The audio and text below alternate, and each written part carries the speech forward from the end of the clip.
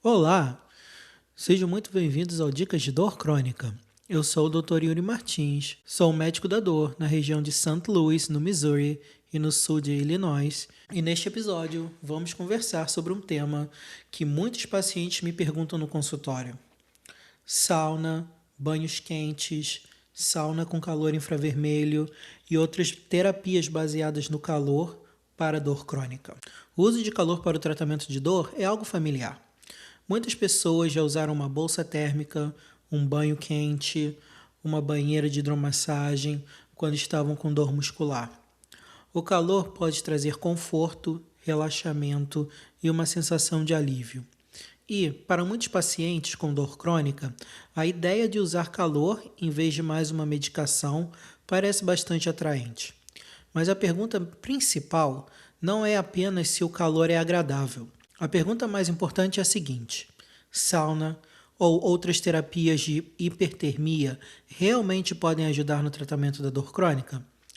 A resposta honesta é: às vezes, para alguns pacientes, e geralmente como um tratamento complementar.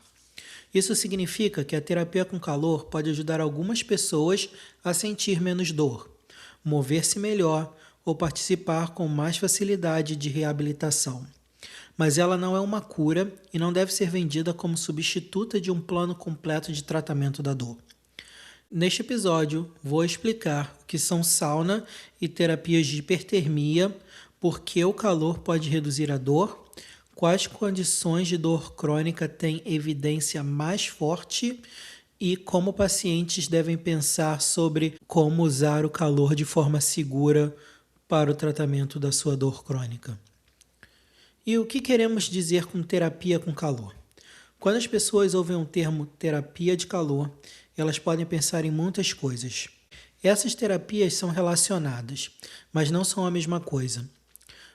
Uma sauna tradicional finlandesa, por exemplo, geralmente usa ar seco muito quente, muitas vezes em torno de 80, 100 graus Celsius. E porque esse calor é intenso, as sessões costumam ser muito curtas, porque o estresse térmico no corpo pode ser intenso. O que no Brasil conhecemos como sauna seca ou uma sauna com infravermelho, usa uma radiação infravermelha para aquecer o corpo em temperaturas um pouco mais baixas, geralmente em torno de 50 a 60 graus Celsius. Alguns pacientes toleram esse tipo de sauna muito melhor do que uma sauna tradicional finlandesa, que é, como eu falei anteriormente, muito mais quente. Existe também a chamada terapia Warm, um protocolo japonês de sauna com infravermelho distante. Ela geralmente envolve uma sauna a cerca de 60 graus Celsius por aproximadamente 15 minutos, seguida por um período de descanso sob cobertores quentes para manter o corpo aquecido. A balneoterapia se refere ao banho terapêutico, frequentemente em água mineral ou termal. A hidroterapia é um termo mais amplo para o uso terapêutico da água, incluindo imersão em água morna e exercícios aquáticos. Outro exemplo são aparelhos de hipertermia localizada que aplicam calor em uma área específica do corpo, como o joelho, por exemplo, a região lombar ou os músculos doloridos. E por que essas distinções são importantes? Porque uma sessão de 20 minutos de sauna na academia, um banho quente em casa, um programa em águas termais e um aparelho médico de hipertermia de corpo inteiro não entregam a mesma dose de calor ao corpo. Eles podem parecer parecidos, mas biologicamente podem ser muito diferentes. Esse é um dos pontos mais importantes desse episódio. Nem toda terapia com calor é igual. Por isso, quando avaliamos a literatura médica, devemos prestar muita atenção qual protocolo de calor foi utilizado pelos pesquisadores num trabalho em particular. E por que o calor pode reduzir a dor? O calor pode afetar a dor por vários mecanismos. Primeiro, o calor aumenta o fluxo sanguíneo. Quando os tecidos são aquecidos, os vasos sanguíneos se dilatam. Isso pode melhorar a circulação, reduzir a rigidez e facilitar o movimento. Segundo, o calor pode relaxar os músculos. Muitos pacientes com dor crônica desenvolvem tensão muscular protetora. Os músculos da área dolorida ficam contraídos, e essa contração pode amplificar a dor. O calor pode ajudar a reduzir esse espasmo protetor. Terceiro, o calor pode influenciar o sistema nervoso.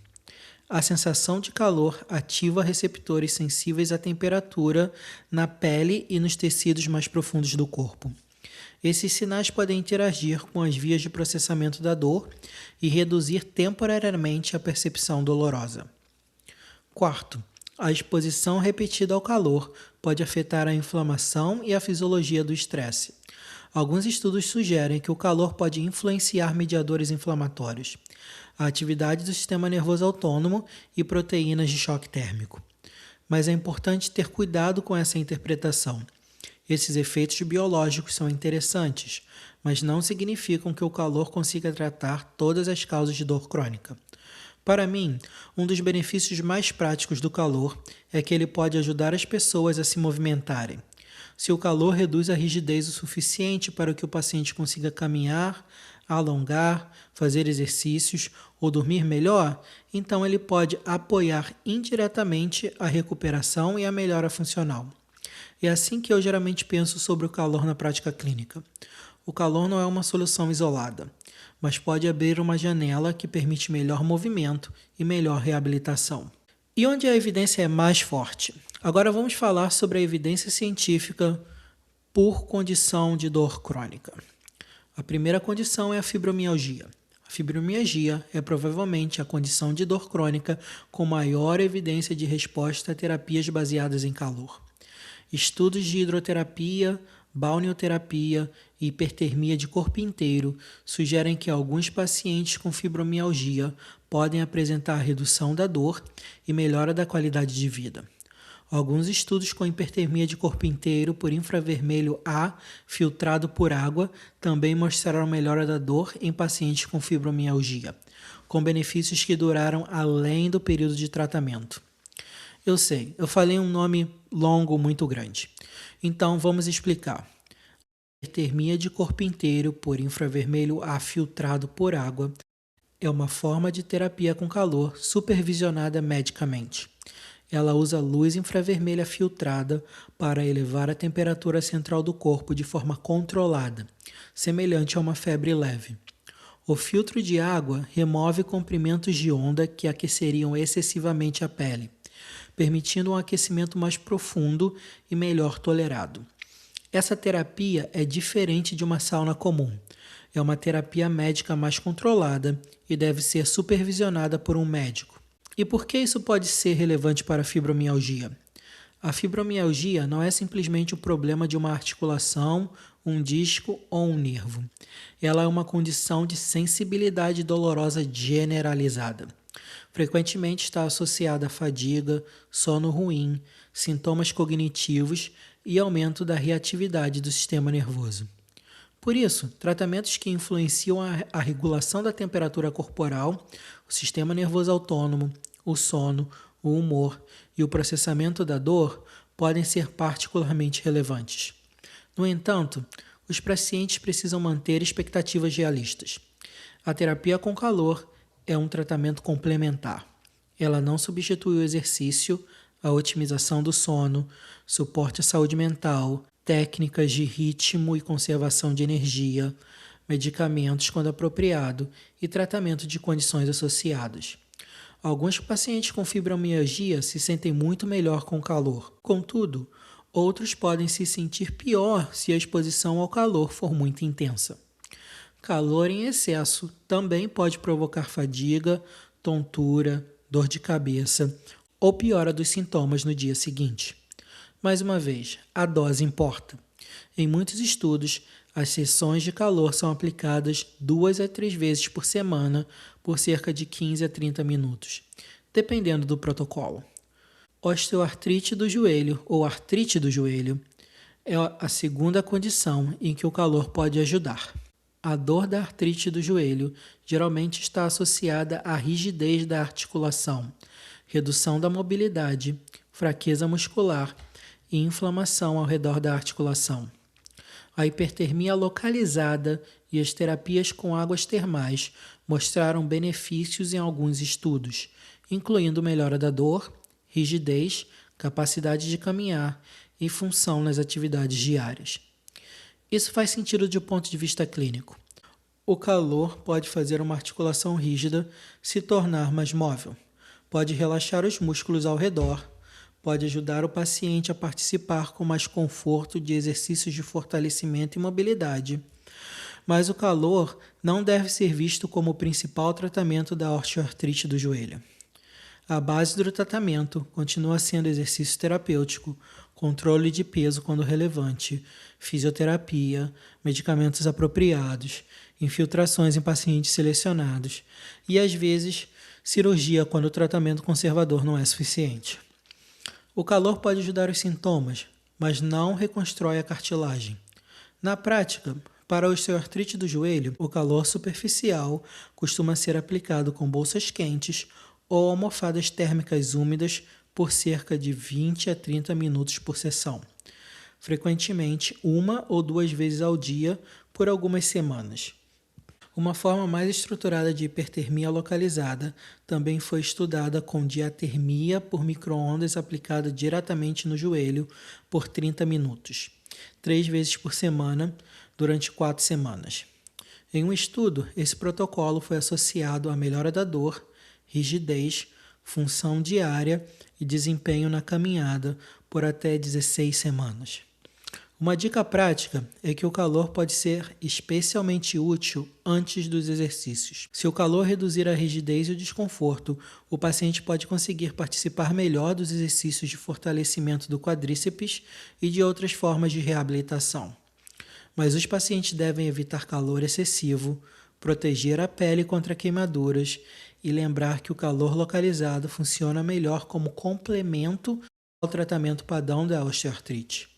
Agora vamos falar sobre dor nas costas. Aqui a evidência é mais mista. Alguns estudos com águas termais e programas tipo SPA sugerem benefício, mas muitos desses programas incluem vários tratamentos ao mesmo tempo. Ou seja, os autores do estudo utilizaram água morna, exercício, relaxamento, afastamento temporário do trabalho, terapia supervisionada e o ambiente terapêutico em si. Isso torna difícil saber quanto da melhora veio especificamente do calor. A hipertermia de corpo inteiro também foi estudada em dor lombar crônica, mas o benefício parece ser modesto. Na prática, o calor pode ajudar alguns pacientes a se sentirem melhor temporariamente. Pode reduzir tensão muscular e melhorar a participação na reabilitação. Isso tem um valor, mas não deve ser exagerado. Para pacientes com dor lombar crônica, o plano de longo prazo ainda deve focar em identificar geradores de dor, melhorar a função, lidar com o medo do movimento, fortalecer a musculatura, melhorar o sono, avaliar o peso, ergonomia, humor e outros fatores contribuintes. O calor pode fazer parte do plano, mas não deve ser o plano inteiro. Outras doenças que mostraram um benefício pequeno na utilização de calor são a artrite reumatoide e a espondilite anquilosante. Para a dor causada por doenças reumatológicas inflamatórias, como a artrite reumatoide e a espondilite anquilosante, alguns programas de SPA e hidroterapia mostraram melhora da dor e da função. No entanto, esses programas geralmente combinam calor com exercício, fisioterapia e outras intervenções. Isso significa que não conseguimos afirmar facilmente que a sauna em si foi o ingrediente principal, de uma maneira similar ao que vemos com as evidências para a dor lombar. Pacientes com artrite inflamatória também devem ter cuidado para não confundir alívio de sintomas com o controle da doença. O calor pode reduzir rigidez e desconforto, mas não substitui os medicamentos modificadores da doença, prescrito por um reumatologista. Se a inflamação está ativa, a prioridade é controlar o processo inflamatório. E sobre dor neuropática? Para a dor neuropática, a evidência é muito fraca. Dor neuropática inclui condições como neuropatia diabética, neuralgia pós-herpética, dor por lesão de nervo, radiculopatia e alguns tipos de dor em queimação, choque, formigamento ou dor elétrica.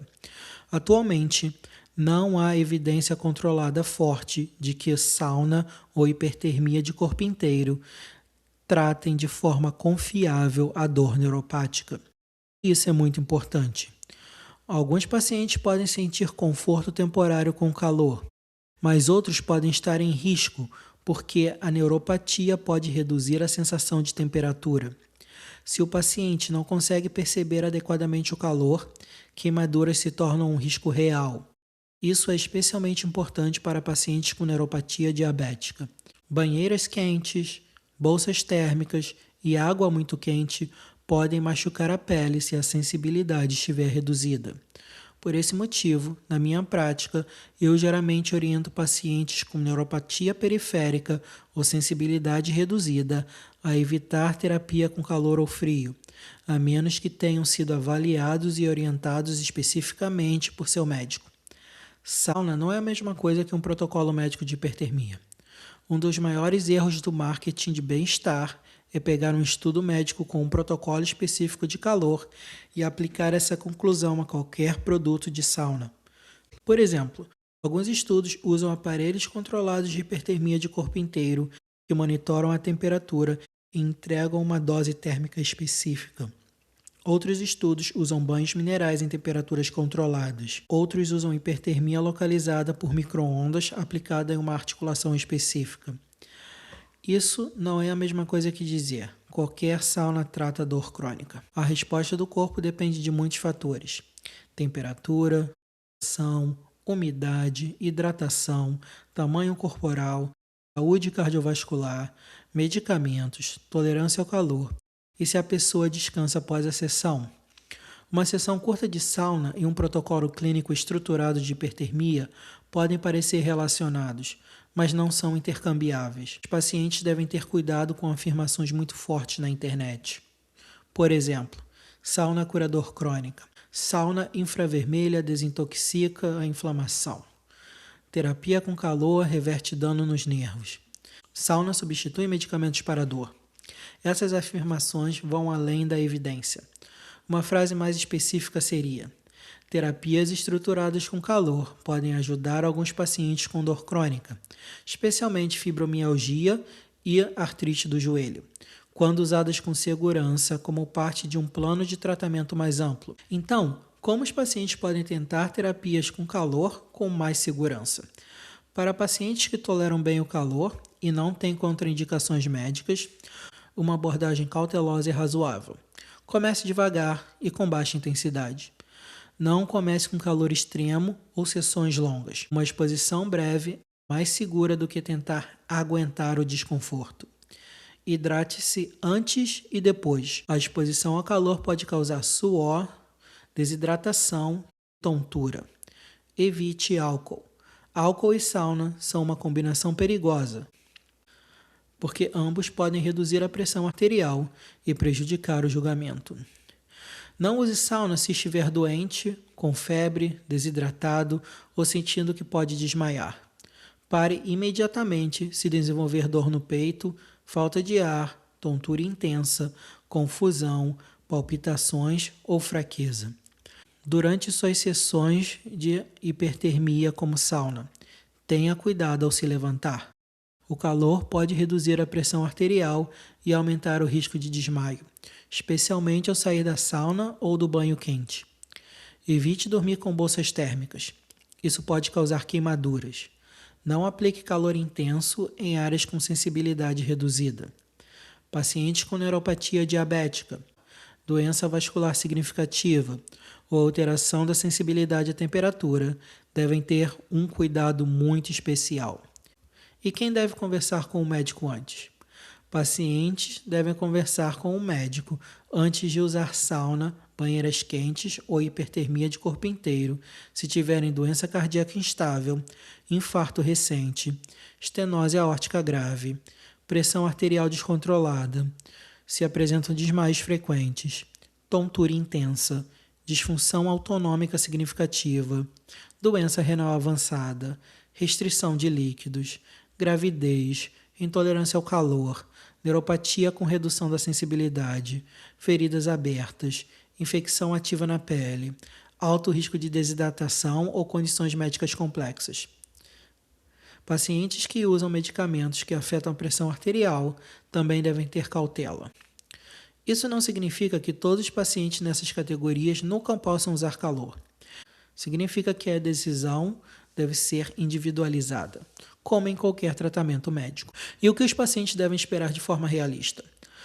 Quando o calor ajuda, os pacientes frequentemente descrevem benefícios como menos rigidez, menos tensão muscular, redução temporária da dor, maior relaxamento, melhora do sono e mais facilidade para se movimentar depois da sessão. Esses são resultados significativos para pacientes com dor crônica.